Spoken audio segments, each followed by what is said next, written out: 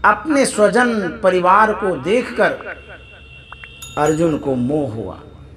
लड़ना अच्छा नहीं है, अर्जुन ने कहा। श्री कृष्ण ने कहा, तुम बुद्धिमान आर्य की भाषा नहीं बोलते, अभी युद्ध करने का समय है। यदि तुम युद्ध नहीं करोगे तो लोक में हंसी होगी और परलोक में भी दुखी होगे। शरीर को कोई मार सकता है, शरीर के अंदर में जो आत्मा है वह पानी में सड़ती नहीं है, अग्नि में जलती नहीं है, हवा से सूखती नहीं है, अस्त्र शस्त्र से उसका भेदन नहीं होता।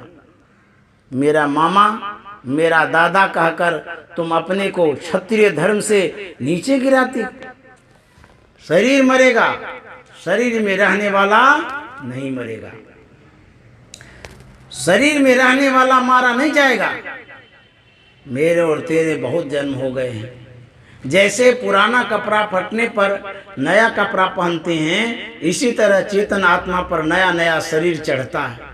इस तरह उन्होंने आत्मज्ञान की शिक्षा देकर अर्जुन को मजबूत बनाया और कहा कि तुम युद्ध भी करो और परलोक चिंतन भी मत छोड़ो। इस तरह हमारे देश के लोगों को आज भी जरूरत है। आत्मज्ञान बलवान बनाता है और शरीर ज्ञान कमजोर बनाता है। इस देश के पंजाब प्रांत में बंदा वीर ने अपना पुरुषार्थ दिखलाया था। वह गुरु गोविंद सिंह का शिष्य था। जब वह मुगल बादशाह से पकड़ा गया तो लोहे के चूंटे को आग में दबाकर उसका मांस नोचा जाता था, फिर भी वह प्रसन्न था। बादशाह फर्रुखसियार ने पूछा, तुम अभी भी प्रसन्न मालूम पड़ते हो, ऐसा क्यों? उन्होंने कहा, हमारे यहाँ श्रीमद् भगवत गीता है, तुम मेरे शरीर को नोचते हो, मुझे नहीं नोच सकते। अध्यात्म ज्ञान के बिना आदमी घबराता है, साहसी नहीं होता है, इसीलिए अध्यात्म ज्ञान होना आवश्यक है। इसीलिए श्री राम ने अध्यात्म ज्ञान का उपदेश दिया। अध्यात्म ज्ञान केवल सुनने से पूरा नहीं होता, इसके लिए साधन करना चाहिए जिससे आत्मा की पहचान हो। केवल सुनने से ज्ञान पूरा नहीं होता, पहले सुनने से, विचारने से, साधन करने से और साधन के पूर्ण होने से अंत में पूर्ण ज्ञान होता है। इसी को श्रवण, मनन, निधिध्यासन और अनुभव ज्ञान कहते हैं। इसलिए तब तक उतने मजबूत नहीं होते जब तक कि वे पहचान वाला ज्ञान प्राप्त नहीं करते। समत्व प्राप्त कर युद्ध करो, श्री कृष्ण ने अर्जुन से कहा था। समत्व की प्राप्ति समाधि में होती है, इसके पहले श्रवण मनन अवश्य चाहिए। श्रवण मनन से निर्णय हो जाता है, तब कोई कुछ कर सकता है। निधिध्यासन ज्ञान के पूरा होने पर पूरा ज्ञान होता है। श्री राम ने प्रजा को उपदेश दिया था, यही तन कर फल विषयन भाई, स्वर्ग स्वल्पयंत दुखदाई। अर्थात मनुष्य शरीर प्राप्त करने का फल विषय सुख भोगना नहीं है। अगर स्वर्ग का सुख प्राप्त कर सको तो वह भी थोड़ा ही है। यहाँ जैसे विषयों से कोई तृप्त नहीं होता, वैसे ही स्वर्ग में भी विषयों से कोई तृप्त नहीं होता और उसका कर्म फल समाप्त होने पर फिर यहाँ लौटा दिया जाता है। इसलिए श्री राम ने कहा कि पंच विषयों को, जो पंच ज्ञान इंद्रियों से ग्रहण होता है, उनको छोड़ो। ये सुख पूर्ण नहीं है, अल्प सुख है। इंद्रिय ज्ञान के पड़े के सुख को पूर्ण सुख कहते हैं। इंद्रिय ज्ञान के पड़े के सुख को विषय सुख नहीं कहते।